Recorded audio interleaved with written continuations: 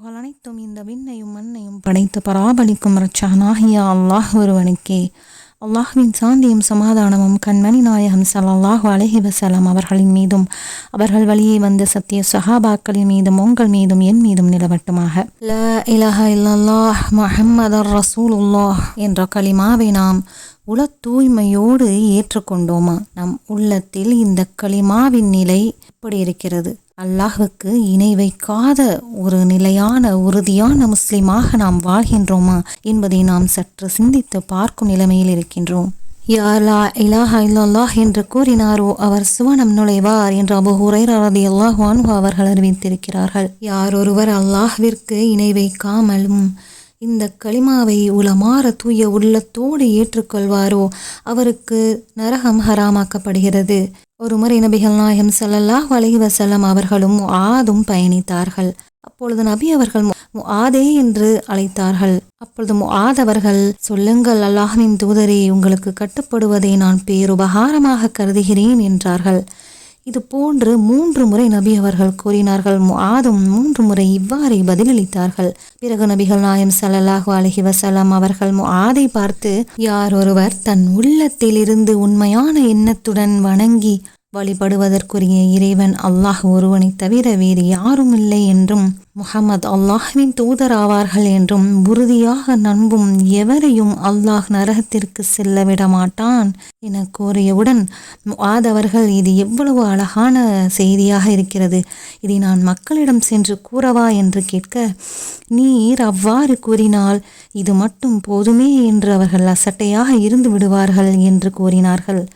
இதனால் இந்த முஆத் அவர்கள் இந்த செய்தியை தன்னுடைய மரணம் வரையிலும் யாரிடமும் கூறாமல் இருந்தார்கள். கல்வியை கற்ற ஒருவர் அதனை மறைத்த குற்றத்திற்கு ஆளாகிவிடுவோமோ என்று எண்ணி தன்னுடைய மரண தருவாயில் இந்த செய்தியை அறிவித்தார்கள் என்று அனஸ் இப்னு மாலிக் ரலியல்லாஹு அன்ஹு அவர்கள் அறிவிக்கிறார்கள். ஒருவர் இஸ்லாத்தை ஏத்துக்கிட்டேன், நான் நம்பிக்கை கொண்டுட்டேன்னு சொன்னா அவர் ஷிர்கான அனைத்து காரியங்களில் இருந்தும் விலகி இருக்க வேண்டும். அப்படி இருந்தாதான் அவர் இஸ்லாத்தில் இருக்கிறதாக அர்த்தம். இல்லைன்னா அவர் இஸ்லாத்தில் இருந்தும் அவருக்கு இதற்கான நன்மைகள் எதுவுமே அவரால் பெற முடியாது. ஏன்னா ஒரு பக்கம் முஸ்லீம்னு சொல்லிட்டு இன்னொரு பக்கம் சிலைகளை வணங்கிக்கிட்டோ அல்லது அவர் இந்த மனிதர்களுக்கு இறந்து போன மனிதர்களுக்கும் விலங்குகளுக்கும் ஹபர்களை எழுப்பி அதனை வணங்கக்கூடியவர்களாக இருக்கிறாரு அப்படின்னா அல்லாஹ்வுடைய பார்வையில் அவர் எப்பேற்பட்டவராக இருக்கிறார் அப்படின்னு அல்லாஹ் குரானில் சொல்கிறான். அப்படின்னா தனக்கு இணை கற்பிக்கப்படுவதை அல்லாஹ் மன்னிக்க மாட்டான், அதற்கு கீழ் நிலைகளில் உள்ளதை தான் நாடியோருக்கு அவன் மன்னிப்பான். அல்லாஹுக்கு இணை கற்பிப்பவர் உண்மையை விட்டும் தூரமான வழிகேட்டில் விழுந்து விட்டார். இன்றைக்கு பல முஸ்லிம் பெயர் தாங்கிகள் இவ்வாறு தான் வாழ்ந்துட்டு இருக்கிறாங்க. ஒரு முஃமின் எப்படி இருக்கணும், எதை செய்யணும், எதை செய்யக்கூடாது, ஒரு முஸ்லிம் யார் என்பதையெல்லாம் நபிகளார் தன்னோடு இருந்த தன் தோழர்களுக்கும் அவர்கள் வழியா நமக்கும் அறிவிச்சிட்டாங்க. ஒரு முஃமின் அல்லாஹ்வுக்கு எதையும் இணை வைக்க மாட்டாரு. அல்லாஹ்வுக்கு இணை வைப்பது ஈமானையே பாழ்படுத்தக்கூடிய செயல்களாக இருக்கு. அகபாவுடைய இரவுல நபிகளார் அனைத்து தோழர்களையும் அழைத்து அவங்க கிட்ட ஒரு 6 உறுதிமொழி வாங்கிக்கிட்டாங்க. அதுல முதல் உறுதிமொழியா நீங்க அல்லாஹ்வுக்கு இணையாக எதையும் வைக்கக்கூடாது அப்படிங்கிறத தான் முதலாவதாக வைத்தாங்க. அப்படி உடன்படிக்கை செய்து கொண்ட சஹாபாக்கள் அனைவருமே அந்த உடன்படிக்கைக்கு உட்பட்டே வாழக்கூடியவர்களாக இருந்திருக்காங்க. ஏன் அப்படின்னா அன்னைக்கு மக்கத்து காஃபிர்களுக்கு அல்லாஹ்வை பற்றி நல்லாவே தெரிஞ்சிருந்தே இந்த சிலைகளை வணங்கினாங்க.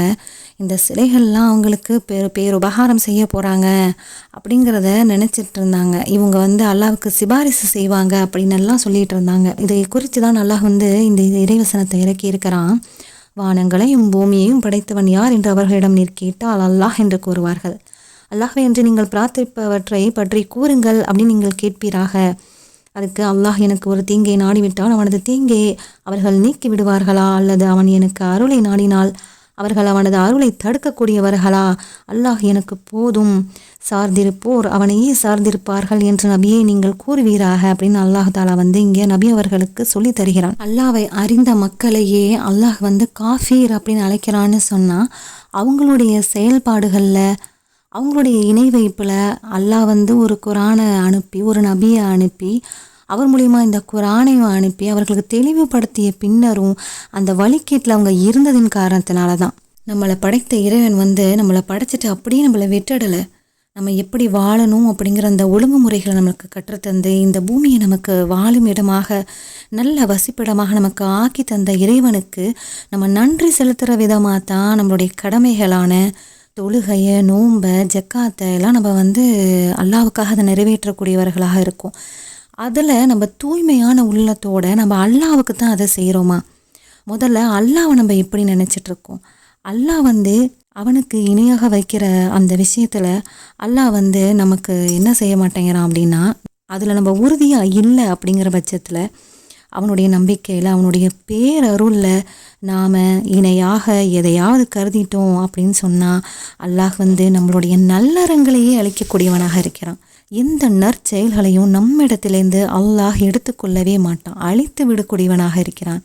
அல்லாஹ் தன்னுடைய திருமறையில் சொல்கிறான், நீர் இணை கற்பித்தால் உமது நல்லறம் அழிந்துவிடும், நீர் இளைப்பை அடைந்தவராவீர், மாறாக அல்லாஹ்வை வணங்குவீராக, நன்றி செலுத்துவோரில் ஆவீராக என முகமதே உமக்கும் உமக்கு முன் சென்றோருக்கும் தூது செய்தியை இப்படித்தான் அறிவிக்கப்பட்டது அப்படின்னு அல்லாஹாலா இங்கே குறிப்பிடுறான். நம்ம நேர் வழியில் இருக்கணும், வழிகீட்டில் விழுந்துடக்கூடாது, நம்மளுடைய காரியங்களுக்கு அதுக்கான நன்மைகளை நம்ம இழந்து விடக்கூடாது அப்படின்னா நம்ம அல்லாஹ்வையே சார்ந்து இருக்கணும்.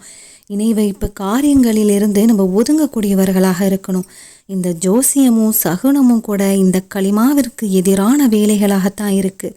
ஒரு முஃமின் தன்னுடைய எதிர்காலத்தை அல்லாஹ்கிட்டே ஒப்படைக்கணும். அவனுக்கு ஒரு சோதனை ஏற்படும் பொழுது அவன் என்ன செய்யணும்னா அல்லாஹ்வை சார்ந்து இருக்கணும். ஆனால் இங்கே மாறா என்ன செஞ்சிடறோம்? ஜோசியத்துலேயும் சகுனத்துலேயும் ஒரு பொருள் காணா போனால் உடனே போய் ஆலிம் சட்டை கேட்கறது, உடம்பு சரியில்லாம் உடனே போய் ஆலிம் சட்டை போய் கயிறு கட்டுறது, இதுவெல்லாம் மிக பகிரங்கமாக நபிகளார் தடுத்த ஒரு செயலாக இருக்கிறது.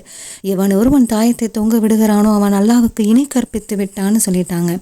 குறி கேட்குறவங்க இவங்கெல்லாம் என்ன செய்வாங்க? சுவனத்தின் வாடையை கூட நுகர முடியாதுன்னு சொல்லிட்டாங்க. லுக்குமான் அவர்கள் தன்னுடைய மகனுக்கு செய்த அறிவுரையை பாருங்க. மகனே, அல்லாஹ்வுக்கு இணை கற்பிக்காதே, இணை கற்பித்தல் மகத்தான அநீதியாகும் அப்படின்னு குறிப்பிட்டதை அல்லாஹ் நமக்கு குர்ஆன்ல நினைவூட்டுபவனாக இருக்கிறான். நபிகளாரிடத்துல ஒரு கேள்வி கேட்கப்பட்டது, அல்லாஹ்விடத்துல பெரும் பாவம் எது அப்படின்னு. அதுக்கு நபிகளார் சொன்னாங்க, அல்லாஹ் உன்னை படைத்திருக்க நீ அல்லாஹ்வுக்கு இணை வைப்பது தான் பெரும் பாவம்னு சொன்னாங்க.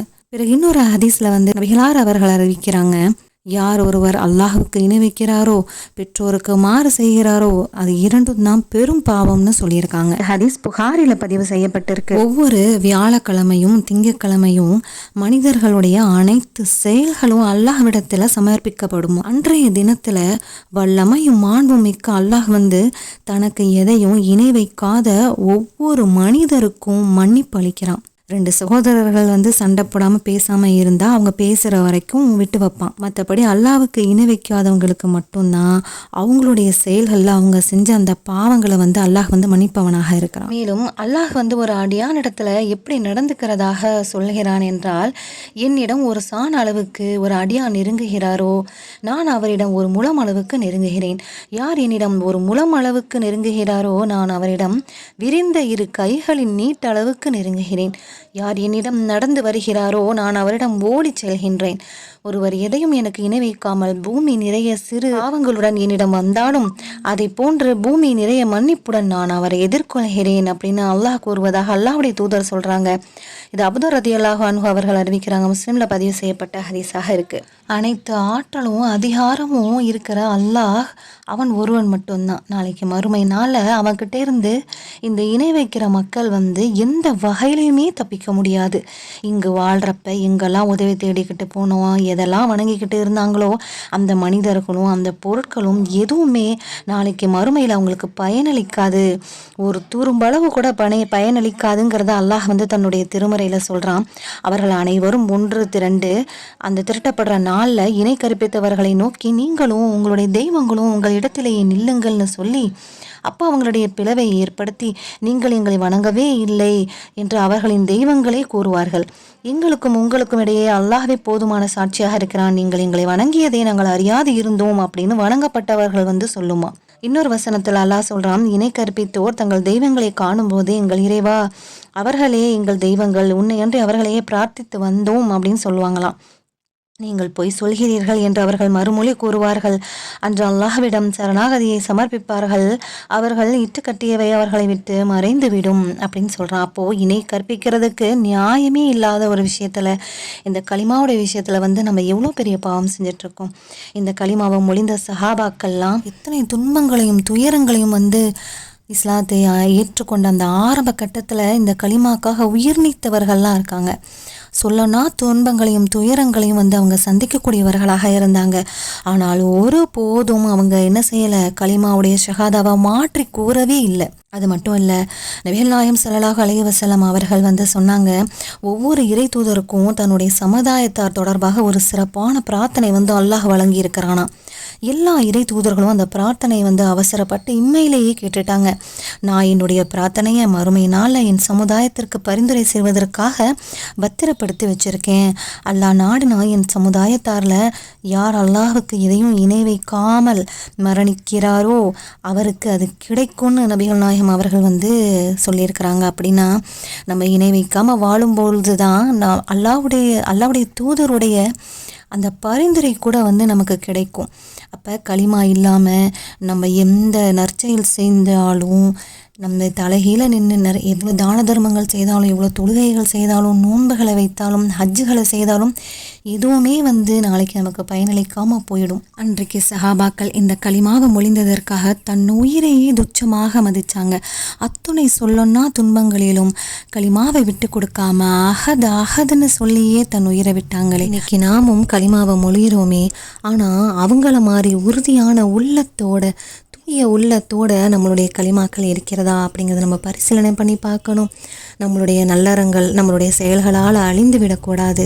கட்டடத்திற்கு எப்படி அதனுடைய அடித்தளம் பேஸ் மட்டம் உறுதியாக இருந்தால் அதனுடைய மேல் கட்டடங்கள் உறுதியாக இருக்குமோ, அது போல் இந்த களிமா நம்ம இடத்துல உறுதியாக இருந்தால் மட்டும்தான் நம்மளுடைய அனைத்து நல்லறங்களுடைய கூலிகளும் நம்மளால் எல்லா இடத்துல பெற்றுக்கொள்ள முடியும் என்பதை நினைவில் கொண்டு இருக்கின்ற அந்த பாவத்திலிருந்து, பெரும் பாவத்திலிருந்து அல்லாஹ் உங்களையும் என்னையும் பாதுகாப்பானாக. வாஹிர தவஹானா அல்ஹம்துலில்லாஹி ரப்பில் ஆலமீன். அஸ்ஸலாமு அலைக்கும் வரஹ்மத்துல்லாஹி வபரகாத்துஹு.